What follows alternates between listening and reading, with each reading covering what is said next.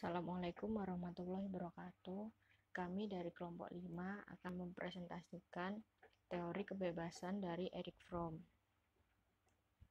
Erich Fromm sendiri adalah seorang psikoanalisis, sosiologis, dan sosialis Jerman berkebangsaan Jerman Amerika yang dikenal atas karya klasik Escape from Freedom dan The Art of Loving, serta asosiasinya dengan teori kritis mazhab Frankfurt. Yang pertama yang akan kita bahas adalah permasalahan psikologis manusia. Kebebasan merupakan masalah psikologis. Kunci permasalahan dalam psikologis ini adalah hubungan tertentu yang dijalin individu dengan dunia dan bukanlah dengan kepuasan atau frustasi atas kebutuhan biologisnya. Hal tersebut didukung dengan asumsi bahwa hubungan antar manusia dan masyarakat tidak statis. Bukan berarti kita sebagai manusia di satu sisi adalah sebagai individu yang telah diberkahi oleh Tuhan dengan dorongan tertentu, dan masyarakat di sisi lain merupakan hal di luar kita, sehingga dengan masyarakat kita bisa memuaskan diri dengan tidak menggunakan dorongan dalam diri. Dorongan naluri seperti rasa lapar, haus, kebutuhan, seks adalah hal yang umum. Dorongan tersebut menciptakan perbedaan watak atau sifat manusia. Contohnya, cinta dan benci, hasrat untuk kekuasaan atau kecenderungan untuk tunduk, kepuasan atas kenikmatan seks, ketakutan yang datang dari diri sendiri. Semua itu adalah produk dari proses sosial. Selanjutnya yakni pembahas tentang perbedaan adaptasi. Adaptasi statis dan adaptasi dinamis. Adaptasi statis dimaknai sebagai adaptasi yang tak merubah struktur sosial seseorang dan hanya menunjukkan pengadopsian kebiasaan baru. Contohnya, perubahan kebiasaan budaya Tionghoa ke kebiasaan Barat, yaitu menggunakan garpu dan pisau. Sementara adaptasi dinamis merupakan bentuk adaptasi yang muncul dalam diri seseorang. Contohnya, seseorang anak yang mematuhi perintah ayahnya. Ayahnya ini tegas dan mengancam si anak tersebut, sehingga anak tersebut takut kepada ayahnya, lalu ia berubah menjadi anak yang baik. Selanjutnya yakni membahas tentang kebebasan untuk dan kebebasan dari. Kebebasan untuk dimaknai sebagai hal yang positif, kebebasan dari dimaknai sebagai hal yang negatif. Kebebasan yang didorong oleh insting, makna tersebut adalah anugerah yang ambigu. Erich Fromm mencontohkannya dengan kisah laki-laki dan perempuan yang hidup di Taman Eden dengan harmonis, baik satu sama lain dan juga alam. Manusia dilarang makan pohon pengetahuan. Mereka melawan perintah Tuhan, melawan keharmonisan dengan alam, di mana mereka hidup tanpa melampauinya. Dari sudut pandang gereja, itu merupakan dosa. Sementara itu, dari sudut pandang manusia, tindakan tersebut menjadi awal kebebasan. Bertindak melawan Tuhan berarti menjadi bebas dari paksaan dan kecenderungan. Ini muncul dari pengetahuan tak sadar atas kehidupan praevolusi hingga manusia menjadi dirinya. Pembahasan selanjutnya yakni ikatan primer menghambat perkembangan manusia. Secara tidak sadar, kalian akan mengetahui bahwa ikatan primer seperti agama, kebudayaan, itu secara tidak langsung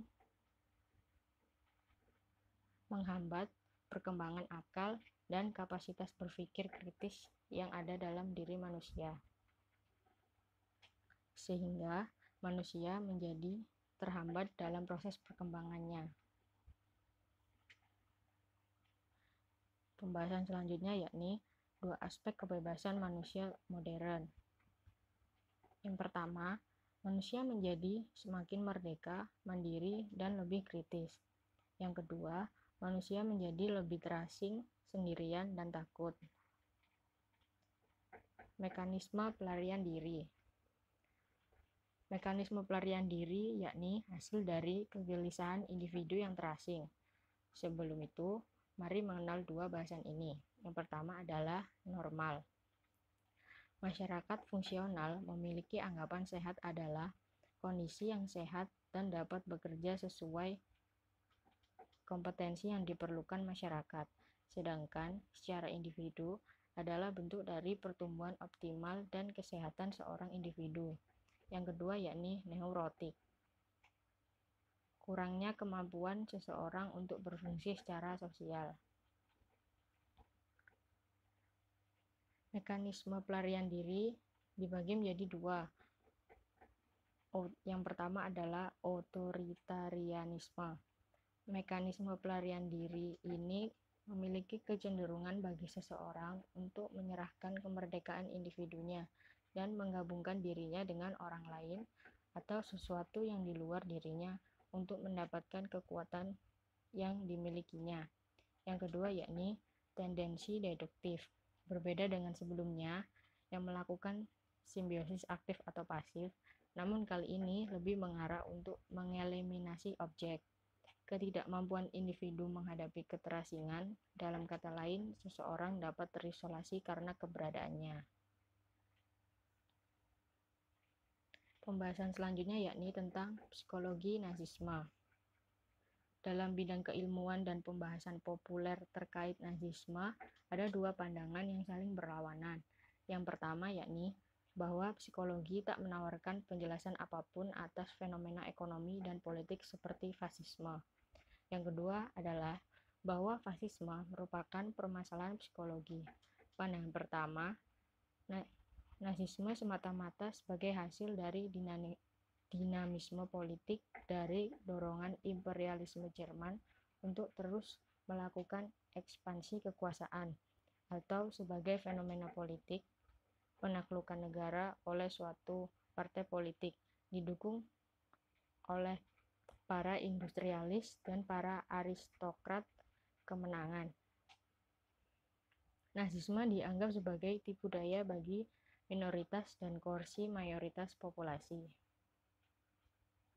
Nazisme adalah masalah psikologis, tapi perlu dipahami bahwa faktor psikologis itu sendiri dibentuk oleh faktor-faktor sosioekonomi. Nazisme adalah masalah ekonomi dan politik, namun pengaruhnya terhadap banyak orang perlu dipahami secara psikologis. Dalam pertimbangan basis psikologi kesuksesan Nazisme, pertama-tama perbedaan berikut harus ditegaskan sebagai populasi harus tunduk kepada rezim Nazisme, tetapi tanpa menjadi pengagum ideologi Nazi atau praktik politik mereka. Sebagian lainnya tertarik dengan sebuah ideologi baru. Kelompok pertama terdiri dari sebagian besar kelas pekerja dan para liberal dan para borjuis Katolik. Pembahasan selanjutnya yakni tentang kebebasan dan demokrasi. Dalam mendiskusikan aspek kebebasan dari manusia modern, kita telah menggarisbawahi kondisi ekonomi yang berkontribusi pada meningkatnya keterasingan atau ketidakberdayaan individu. Dalam mendiskusikan imbas psikologisnya, kita telah menunjukkan bahwa ketidakberdayaan ini berujung pada suatu bentuk pelarian yang dapat kita temukan dalam karakter otoriter atau kepatuhan kompulsif dalam proses di mana individu menjadi terisolasi menjadi otomat. Sekian presentasi dari kelompok kami. Bila ada pertanyaan, silakan sertakan nama dan NIM di kolom komentar. Terima kasih.